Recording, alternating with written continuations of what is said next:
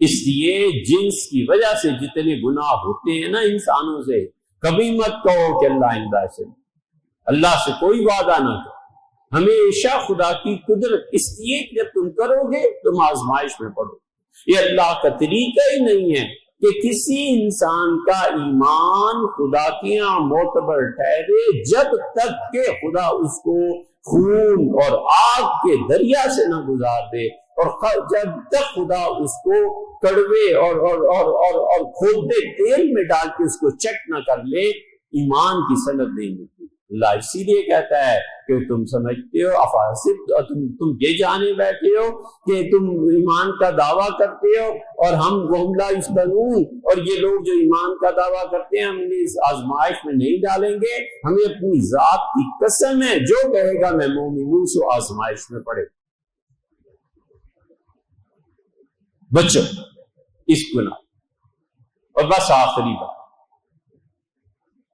وعدہ کیا تھا نا کہ اللہ ایک جگہ ایسی دے دیں ہمارے آباء و اجداد جہاں پہ تیرا دین مستقل قائم کر کے دکھائیں کہ اے خدا تیرا دین عملاً قائم ہو گیا۔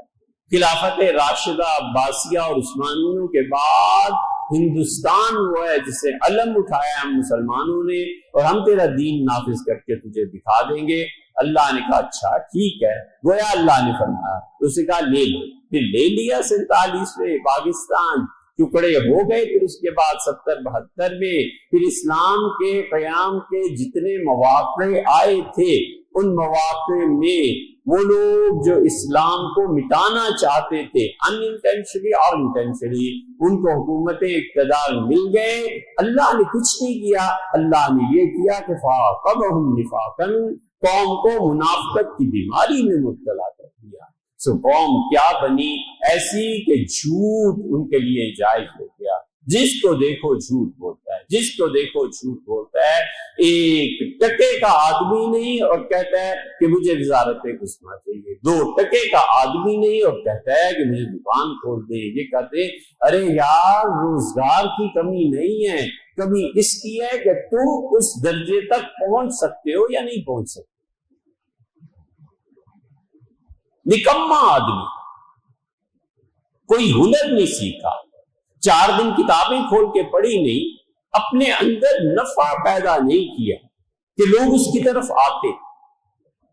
جو اپنے اندر نفع پیدا کر لیتا ہے، شہر میں ایک موٹر سائیکل کا اچھا گھر مل جائے، اس کا رزق دیکھو، فرصت نہیں ہوتی موٹر سائیکل پکڑنے کی، کہتا ہے چھوڑو یار نہیں، آپ میرے پاس بہت کام ہے، سیکھ لوگوں کا اعتماد بحال ہوا نہیں۔ ایک اچھا کپڑے سینے والا مل جائے، اس کی دکان پہ جو رش لگتی ہے، وہ کہتا ہے لاکھوں کماتا ہوں یار، نہیں ہے فرصتیں، نہیں سی سکتا، وجہ اس کا نفع کا پیدا کرنا ہے۔ اس نے نفع کہاں پیدا کی ہے؟ زندگی برباد کی، افسانوں اور قصوں میں پڑا رہا، خاندان کے جھگڑوں میں اپنی صلاحیتیں ضائع کر دی، سیدھی راہ پہ آیا نہیں، نکما آدمی، اور کہتا ہے مجھے مشین دے دو۔ مشین کیوں لے دیں؟ تم تو مشین کو برباد کرو گے۔ عدم نفع پیدا ہو جاتا ہے۔ ہم نے یہ کیا، اللہ سے وعدہ کیا تھا نا کہ اللہ اسلام اس طرح نافذ ہوگا، نتیجہ یہ کہ قومی حیثیت سے ہم منافق ہو گئے۔ خدا کا ایسا عذاب آیا ہے، ایسا عذاب آیا ہے کہ پیسے اور پائی کو مانگنے کا کشکول ہاتھ میں لے کے اس سے مانگو، اس سے مانگو، اور پھر اتنی بے غیرتی ہے کہ خبر دیتے ہیں پاکستان کے لیے خوشخبری، اسلام نے اتنا قرضہ دے دیا اور IMF نے مان لیا، اور یہ شرم بھی نہیں آتی کہ یار یہ قرضہ ہے اور سودی قرضہ ہے، ہلکا ہے یا بھاری ہے، میری اولاد اس کو چکائے گی، میرے بیٹے پوتے پوتیاں نواسیاں وہ اس کو چکائیں گے۔ ہم کر کیا رہے ہیں؟ کر یہ رہے ہیں کہ اللہ سے جو وعدہ کیا تھا نا، اللہ نے فرمایا عاقبہم نفاقا، جو ہم سے کیے گئے وعدے کو پورا نہیں کرے گا ہم اس کے دل میں منافقت کا مرض ڈال دیں گے۔